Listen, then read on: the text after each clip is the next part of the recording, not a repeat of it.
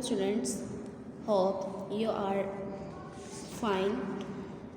Today we will discuss about our new unit number 17, Information and Communication Technology, in which we will discuss about information technology components, definition of information communication technology, which is abbreviated as ICT, components of computer based information system, and optical fibers, and etc.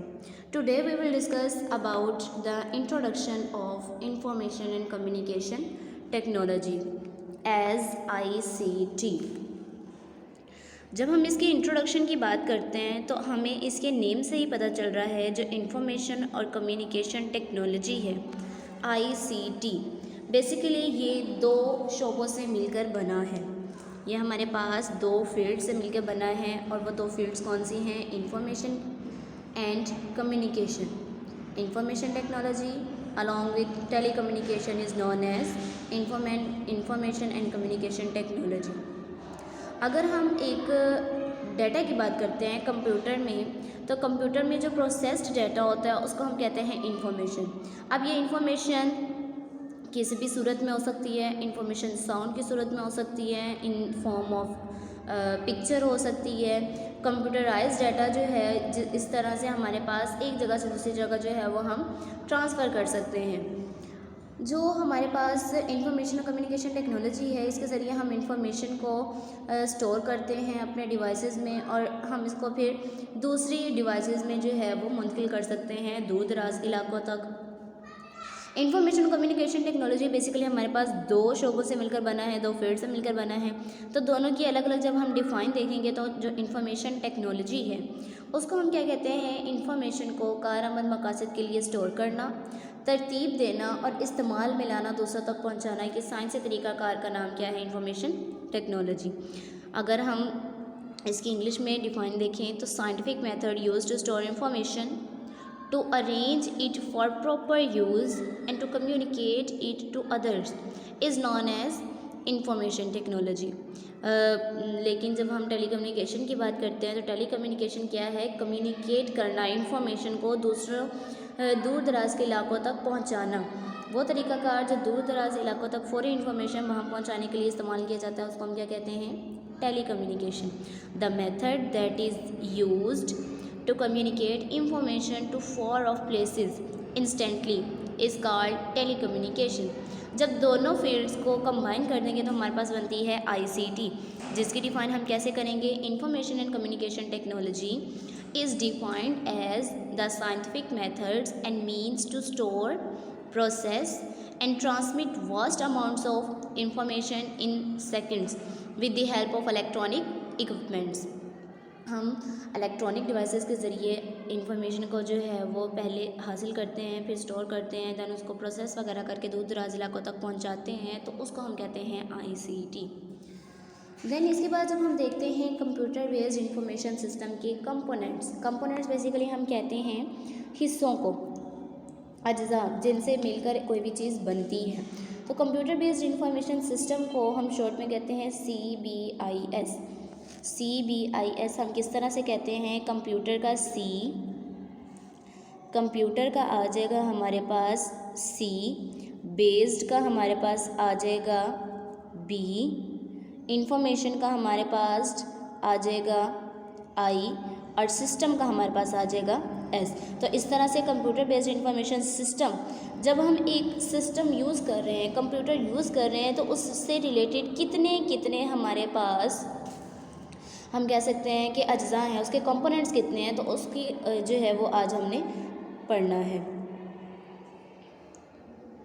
Computer based information system की अगर हम define देखते हैं तो क्या होगा? इसके पास हमारे पास जो हैं वो 5 पार्ट्स होते हैं टोटल, जिनमें कौन कौन से आते हैं? हार्डवेयर, सॉफ्टवेयर, डाटा, तरीक़ाकार, अफराद।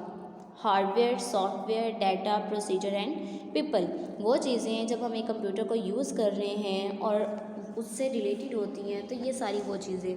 अगर हम बात करते हैं हार्डवेयर की, हार्डवेयर क्या है? बेसिकली वो चीज़ें हैं, वो टर्म्स हैं या वो मशीनरी है कंप्यूटर के, वो अज्जा, कंप्यूटर के वो हिस्से या कंप्यूटर के वो पार्ट जिनको हम देख भी सकते हैं और टच भी कर सकते हैं, उनको हम कहते हैं हार्डवेयर।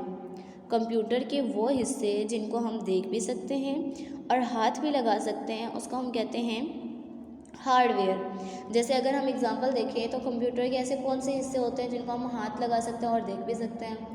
तो सबसे पहले हमारे पास स्क्रीन आ जाती है। स्क्रीन जिसके ऊपर हम देख रहे होते हैं, कंप्यूटर का काम कर रहे होते हैं, डिस्प्ले, उसको हम देख भी सकते हैं और उसको हम टच भी कर सकते हैं। देन माउस, माउस के बाद आपके पास आ जाएगा हम देखते हैं स्पीकर्स।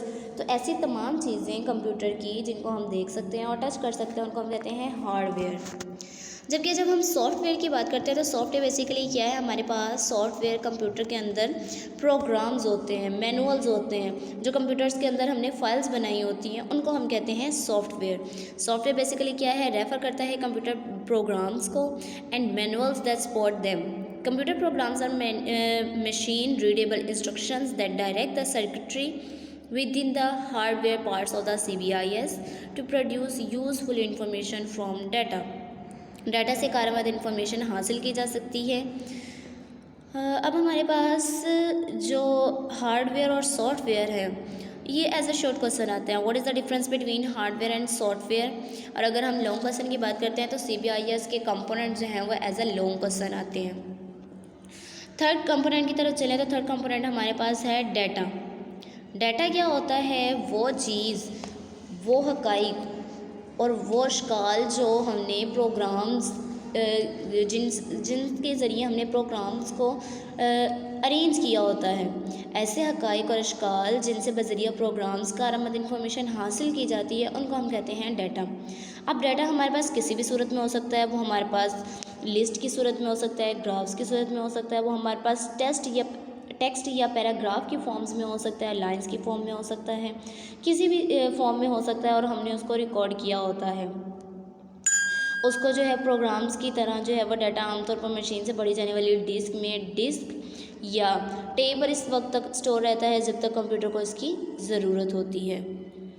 जैसे कि आप यहाँ पर देख रहे हैं, यहाँ पर तमाम जो कंपोनेंट्स हैं CBIS के वो ड्रॉ किए हुए हैं। अगर आप देखें, हार्डवेयर कंप्यूटर के वो हिस्से जो कि जिनको हम टच कर सकते हैं, जैसे यहाँ पर दिया हुआ है एक कंप्यूटर को इन्होंने रेड वाला देखना अपना हार्डवेयर कंप्यूटर है और CPU को उन्होंने लेबल किया हुआ है। अगर हम सॉफ्टवेयर देखते हैं तो सॉफ्टवेयर बेसिकली क्या है, मैनुअल्स हैं जो उसके कंप्यूटर के अंदर हैं। यहाँ पर उन्होंने वैसे ही बाहर जो है वो ड्रॉ की हुई हैं, लेकिन ये सारी चीज़ें कंप्यूटर के अंदर हैं। जैसे देखिए विंडोज़, एक्सेल, पावर पॉइंट, ये सारी चीज़ें कंप्यूटर के अंदर होती हैं, इसलिए हम इनको कहते हैं सॉफ्टवेयर। दैन जब हम बात करते हैं डाटा की, तो डाटा क्या है, उसके अंदर जो सारी इन्फॉर्मेशन है उसको हम कहते हैं डाटा। फोर्थ पॉइंट हमारे पास आ जाता है तरीक़ाकार, मीन्स प्रोसीजर। ऐसा कौन सा तरीक़ाकार है जिसको यूज़ करते हुए हमने कंप्यूटर को इस्तेमाल करना है। डेफिनेटली जब हम एक कंप्यूटर इस्तेमाल कर रहे हैं तो अगर हम कंप्यूटर इस्तेमाल करना आएगा तो ही हम कंप्यूटर को यूज़ करेंगे। अगर हमें कंप्यूटर यूज़ ही नहीं करना आता तो हम कंप्यूटर कैसे इस्तेमाल करेंगे। तो तरीक़ा कार क्या है, वो हदायत हैं, वो कवानीन का मजमुआ है जिनके ज़रिए हम इंफॉर्मेशन सिस्टम को डिज़ाइन करते हैं और उनको इस्तेमाल करते हैं। और इसको इस्तेमाल करने के लिए हम दस्तावेज़ात बनाते हैं, हम मैनुअल्स बनाते हैं, कानून वगैरह या तरीका वगैरह जो है वो चेंज करते रहते हैं। प्रोसीजर्स बेसिकली क्या हैं, the set of instructions and rules to design and use information system. These are written in manuals and documents for use. Then last component की बात करते हैं तो लास्ट कंपोनेंट हमारे पास है पीपल, लोग, अफराद। जो शख्स उस कंप्यूटर को इस्तेमाल कर रहा है वो उसका पांचवा कंपोनेंट होगा। ज़ाहिरी सी बात है, कंप्यूटर खुद ब खुद तो यूज़ नहीं होगा, कंप्यूटर खुद ब खुद तो नहीं चलेगा जब तक कोई शख्स उसके सामने ना बैठा हो। तो पांचवा फ़र्द जो भी काम करेगा वो अफराद करेगा, वो शख्स करेगा काम। और कोई भी CBIS की इंफॉर्मेशन सिस्टम की कामयाबी है या कोई नाकामी है तो वो उसी शख्स के ज़िम्मे होती है, चाहे वो उसको जो है वो सही काम करे, चाहे वो उसका गलत काम करे। तो every CBIS needs people if it is to be useful who influence the success or failure of the information systems. People design and operate the software, they feed input data, build the hardware for smooth running of any CBIS। लोग जो हैं अपने hardware को इस तरह से arrange करते हैं ताकि उसके अंदर जो इन्फॉर्मेशन है, जो डाटा है, वो इजीली रन कर सके। ये हमारे पास थे कंप्यूटर बेस्ड इंफॉर्मेशन सिस्टम के कंपोनेंट्स, जिनमें हमने पढ़ा हार्डवेयर, सॉफ्टवेयर, डाटा, तरीक़ाकार और अफराद। अब इसके बाद जो हमने आज करना है नेक्स्ट, वो है ऑप्टिकल फाइबर। ऑप्टिकल फाइबर या फाइबर ऑप्टिक्स के थ्रू रोशनी जो है वो किस तरह से ट्रांसमिट होती है। The transmission of light through optical fibre. Optical fibre basically हमारे पास क्या होता है, ये एज अ लॉन्ग क्वेश्चन आपको आता है। ऑप्टिकल फाइबर होता क्या है, ऑप्टिकल फाइबर के थ्रू किस तरह से लाइट जो है वो ट्रांसमिट होती है एक जगह से दूसरी जगह। तो सबसे पहले हमारे पास एक तो ये शॉर्ट क्वेश्चन भी आता है कि ऑप्टिकल फाइबर से क्या मुराद है, ऑप्टिकल फाइबर के बारे में आप क्या जानते हैं, या फाइबर ऑप्टिक्स के बारे में आप क्या जानते हैं। तो ऑप्टिकल फाइबर या फाइबर ऑप्टिक्स बेसिकली एक ही वर्ड है, एक ही चीज़ को हम कह रहे हैं। हम क्या करते हैं, ऑप्टिकल फाइबर बेसिकली एक कम रिफ्रैक्टिव इंडेक्स वाले मटेरियल की कोटिंग के साथ आला मयार की ग्लास का एक बंडल होता है, जो एक बारीक वायर होती है जिसमें से बहुत कम रोशनी को जज़ब करने की सलाहियत होती है। अब ये ऑप्टिकल फाइबर जो है ये इंसानी बाल की मोटाई के बराबर एक वायर होती है जिसमें ग्लास बंडल जो है वो ग्लास फाइबर का एक बंडल होता है। रोशनी जब ऑप्टिकल फाइबर में से गुजरती है तो ये टकरा कर बाहर नहीं जाती, बल्कि अंदर ही अंदर जो है वो टकराती जाती है, और इस तरह से बहुत कम एनर्जी जो है वो वेस्ट होती है। ऑप्टिकल फाइबर बेसिकली वर्ड ही जो है वो शो कर रहा है optical. Optical means related to light, और फाइबर बेसिकली हमारे पास बंडल को, वायर को हम कहते हैं। तो ऑप्टिकल फाइबर क्या है, वो वायर जिसमें से लाइट जो है वो ट्रांसमिट होती है, एक जगह से दूसरी जगह ट्रेवल करती है। अब हम देखते हैं कि हम रोशनी को क्यों भेज रहे हैं। तो जब हम देखते हैं, हम एक्सपेरिमेंट्स करते हैं, तो हम देखते हैं जो रेडियो वेव्स हैं, माइक्रोवेव्स हैं या रोशनी की वेव्स हैं, इन सब में अगर हम कोई भी इंफॉर्मेशन को एक जगह से दूसरी जगह भेजना चाह रहे हैं तो सबसे ज़्यादा स्पीड जो होती है वो होती है रोशनी की वेव्स की। रोशनी की वेव्स की स्पीड सबसे ज़्यादा होती है, रेडियो वेव से भी ज़्यादा होती है और माइक्रोवेव से भी ज़्यादा होती है। और दूसरा, इसके ज़रिए रोशनी की वेव्स जो हैं वो हम भेजते हैं ऑप्टिकल फाइबर के थ्रू। इसमें जो है वो एनर्जी बहुत कम जो है वो ज़ाया होती है, इसके ज़ाया होने के चांसेस बहुत कम होते हैं, इसलिए हमारे पास ज़्यादा से ज़्यादा इन्फॉर्मेशन एक जगह से दूसरी जगह पहुंच जाती है। इसलिए आपको यहाँ पर एक शॉर्ट क्वेश्चन भी आता है कि हम रोशनी की बीम को, रोशनी की शुआओं को ऑप्टिकल फाइबर के थ्रू क्यों जो है वो भेजते हैं, हम रेडियो वेव्स या माइक्रोवेव्स के थ्रू क्यों नहीं भेज सकते। क्योंकि हमारे पास जो रोशनी की वेव की फ्रीक्वेंसी होती है वो रेडियो वेव से बहुत ज़्यादा होती है, इसलिए ये ज़्यादा ट्रैवल करती हैं, ज़्यादा तेज़ी से स्पीड से मूव करती हैं और जल्दी से दूसरी जगह पहुँच जाएंगी। In contrast to radio waves and microwaves, radio waves और माइक्रोवेव्स जो हैं वो बहुत स्लो मूव करते हैं, उनकी फ्रीक्वेंसी बहुत कम होती है। देन जब हम बात करते हैं इसके प्रोसेस की, तो इसमें क्या होता है, जैसे आपको यहाँ पर डायग्राम भी नज़र आ रही है, यहाँ पर अगर आप देखें तो क्लेडिंग जो है वो हमारे पास, इसकी क्लेडिंग हम कहते हैं बाहर वाले हिस्से को, ऑप्टिकल फाइबर के बाहर वाले हिस्से को हम कहते हैं क्लेडिंग। अगर हम देखें, ये आपके पास वायर है, इसके बाहर वाले हिस्से को हम कहेंगे क्लेडिंग। ये हमारे पास एक वायर है, ये जो इसका बाहर वाला हिस्सा है इसको हम कहेंगे क्लेडिंग। और देन ये जो अंदर वाला हिस्सा है, ये अंदरूनी हिस्सा, इसको हम कहेंगे कोर। जो बाहर वाला हिस्सा है उसको हम कहेंगे क्लेडिंग, जबकि ये जो अंदर वाला हिस्सा होगा उसको हम क्या कहेंगे, कोर। कोर का मतलब ये होता है अंदरूनी हिस्सा। देन जब हम बात करते हैं इसके प्रोसेस की, तो इसमें क्या होता है, सबसे पहले हम देखते हैं लाइट जब इसके अंदर आती है, यह हमारे पास ऑप्टिकल फाइबर है, यहाँ से एक रे आई और इस तरह से टकरा कर अंदर गुजरती गई, जितना लंबा ऑप्टिकल फाइबर होगा ये उसके अंदर उतने ही ट्रैवल करती जाएगी। अब यहाँ पर एक बात जो है वो नोटिस करने वाली है कि जो ऑप्टिकल फाइबर होता है उसकी जो क्रिटिकल एंगल होता है वो angle of incidence critical angle से कम होना चाहिए। अगर रोशनी का क्लियरिंग के साथ angle of incidence critical angle से कम होगा तो ऑप्टिकल फाइबर के अंदर जो इन्फॉर्मेशन ट्रैवल कर रही है वो साइज़ ज़ाया हो जाएगी। अगर आप रिमाइंड करें तो हमने चैप्टर नंबर 3 में यूनिट नंबर 3 में हमने पढ़ा था refractive index critical angle.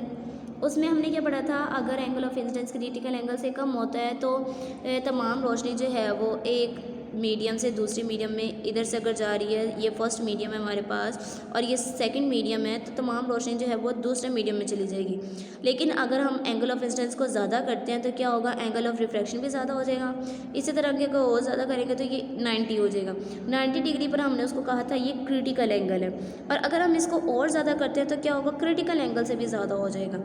Angle of incidence को हमने इतना ज़्यादा किया कि angle of refraction critical angle से भी ज़्यादा हो गया। तो इस अमल को हमने कहा था टोटल इंटरनल रिफ्लेक्शन। मतलब कोई भी एनर्जी ज़ाया नहीं होती है बल्कि वह तमाम के तमाम अपने फर्स्ट मीडियम में वापस आ जाती है। इसको हमने कहा था टोटल इंटरनल रिफ्लेक्शन। तो अगर हम ऑप्टिकल फाइबर की बात करते हैं तो ऑप्टिकल फाइबर में भी हमने यही कहा कि angle of incidence critical angle से ज़्यादा होना चाहिए, क्योंकि अगर कम होगा तो तमाम रोशनी क्या होगी, तमाम रोशनी पहले मीडियम में वापस नहीं आएगी बल्कि दूसरे मीडियम में चली जाएगी। अगर क्रिटिकल एंगल, ये क्रिटिकल एंगल है आपके पास, तो अगर हम एंगल ऑफ इंसिडेंस को क्रिटिकल एंगल से कम रखेंगे तो ये पहला मीडियम है, ये दूसरा मीडियम है। ये आपके पास ऑप्टिकल फाइबर है, ऑप्टिकल फाइबर पहला मीडियम है, रोशनी इसके अंदर जो है वो ट्रैवल कर रही है। और अगर क्रिटिकल एंगल से कम है तो तमाम रोशनी बाहर चली जाएगी, तमाम इन्फॉर्मेशन तो बाहर चली गई। तो जो इन्फॉर्मेशन हम अंदर भेजना चाह रहे हैं वो तो सारी बाहर चलेगी, तो हमें तो कोई फ़ायदा नहीं हुआ। इसलिए हम क्या करते हैं, ऑप्टिकल फाइबर में क्रिटिकल एंगल ऑफ इंसिडेंस जो है वो क्रिटिकल एंगल से ज़्यादा रखते हैं। इस तरह से हमारे पास जो है वो कोई भी एनर्जी ज़ाया नहीं होती बल्कि दूर दराज इलाकों तक बहुत ज़्यादा इन्फॉर्मेशन जो है वो ट्रांसफ़र हो जाती है। देन यहाँ पर एक और चीज़ का जिक्र किया गया है, multi mode cable. Multi mode cable क्या है, मल्टी मोड नेम से ही जाहिर है, मल्टी मीन्स एक से ज़्यादा, मोड रास्ते हो सकते हैं। केबल इनमें जो है वो बहुत ज़्यादा साइज़ की, बहुत ज़्यादा जो है वो हमारे पास केबल्स होती हैं, वायर्स होती हैं। मल्टी मोड केबल में हर ऑप्टिकल फाइबर के साइज़ का सिंगल मोड केबल इस्तेमाल होने वाली फाइबर ऑप्टिक के साइज़ से 10 गुना ज़्यादा होता है। इसका मतलब है कि रोशनी कोर के अंदर मुख्तलिफ रास्तों से गुजर सकती है, इसलिए इसे मल्टी मोड का नाम देते हैं। मोड मतलब रास्ता, मल्टी एक से ज़्यादा, क्योंकि एक से ज़्यादा मुख्तलिफ रास्तों में गुजर सकती है इसलिए हमको कहते हैं मल्टी मोड। अब मल्टी मोड को हम किस लिए इस्तेमाल करते हैं, क्यों इस्तेमाल करते हैं कि multi mode cables can send information only over relatively short distances. इसको हम सिर्फ थोड़े फासले तक जो है वो भेज सकते हैं। इसको हम दूर दराज इलाकों तक इन्फॉर्मेशन पहुंचाने के लिए इस्तेमाल नहीं कर सकते। इसको हम एक कंप्यूटर को दूसरे कंप्यूटर से जो है वो कनेक्ट करने के लिए इस्तेमाल करते हैं मल्टी मोड केबल को। आज का हमारा यही टॉपिक था। हमने पढ़ा information communication technology ICT, computer based information system के components of CBIS and transmission of light signals through optical fibres. I hope आपको अच्छे से जो है वो क्लियर हो गया होगा।